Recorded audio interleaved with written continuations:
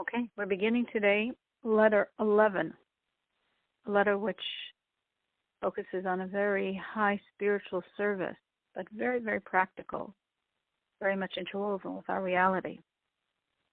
The letter begins by saying that for us to really go in the path of God, that the light of God should dwell inside of us, we have to negate desires.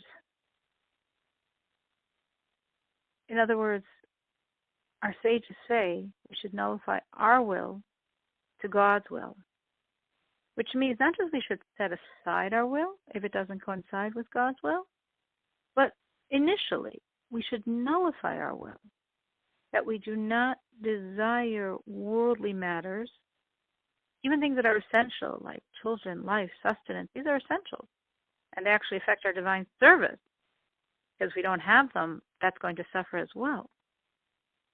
But to completely nullify our desires, to be in a state of nullification, because we feel so much in the presence of God, that the only wish we have is God's wishes. Which is, as our sages say, that we should view ourselves that against our will we're living, meaning is if we looked at the physical aspects of our life as being almost against our will. Because any yearning for physicality, even things that are essential, is creating a barrier between us and God. We want to get to the point that we're just not going in that direction. What we have, what God's giving us, He's giving us, and that's it. So how do we get to this point? How do we achieve a state of not desiring physicality, not meaning only not desiring the extras and luxuries and the unnecessaries, but even physicality that's crucial, not desiring it, that our desire is going to be in God.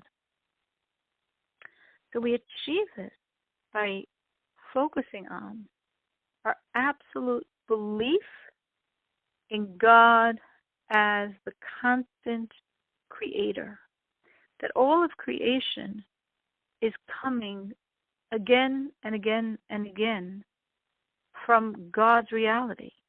Creation has no substance of its own. Creation is coming from the unfathomable, unknown existence of the seminal wisdom of God, the initial emanation, meaning there are emanations of God higher than seminal wisdom, but those are so high they can't possibly relate to this lower creation.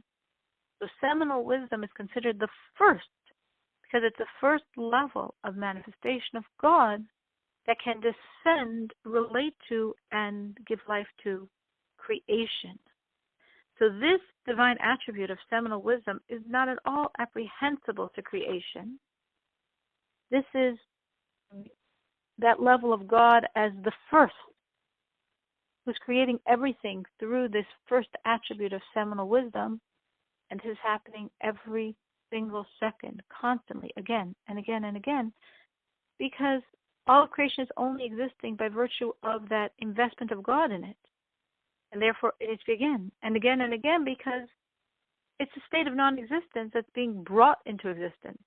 And therefore we have to keep re-bringing this non-existence into existence. If you could imagine a volleyball, well, balls don't fly. So for the ball to stay in there, you have to keep hitting it. And if you stop, it's going to fall. For existence to exist again and again and again, God has to vest His energy into it, recreating the universe anew from this unfathomable origin of God's seminal wisdom. So if we think about this, as deep as we can go, and picture in our mind that every single moment I am being recreated by God's seminal wisdom, how could I ever think I'm suffering? How could I think I have any affliction from any worldly matter? That which is creating me this second, this unfathomable level of God's seminal wisdom, is the source of all life, of all goodness, of all delight. It's the level of Eden that transcends the world to come. The world to come we refer to as the Garden of Eden, of Eden. Well, the garden is a garden. It's one stage removed from the energy of divinity that it's flowing from, which is called Eden. And that level of Eden, that's the level of divinity that's constantly creating and vitalizing all living things, all creation. So what am I being created from?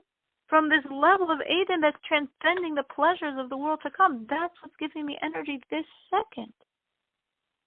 But I think I'm suffering sometimes. I think I'm afflicted sometimes. Because I can't apprehend this level of divinity.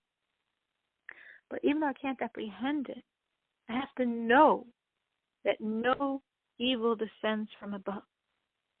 Everything from God is good, even though I can't apprehend it. And sometimes because of its immense and abundant goodness, it's at a level inconceivable to man.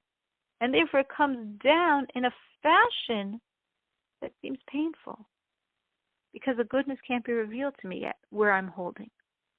But this is the essence of faith. This is the reason for my creation, to have this faith. To believe there's no place devoid of God. To believe that all is God, and therefore all is good. Because God is only good.